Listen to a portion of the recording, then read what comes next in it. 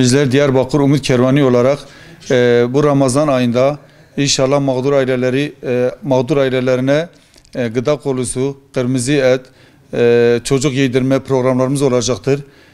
Hedefimiz binlerce aileye ulaşmaktır. Hele bu asrın felaketi dediğimiz bu deprem olaylarından dolayı mağduriyetler de çoğalmıştır.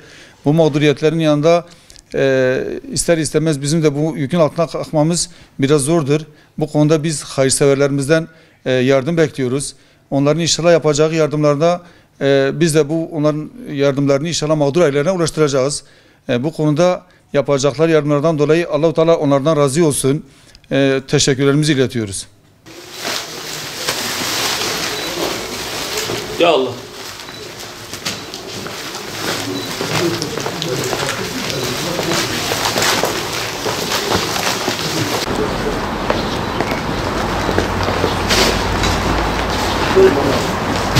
Bana verin.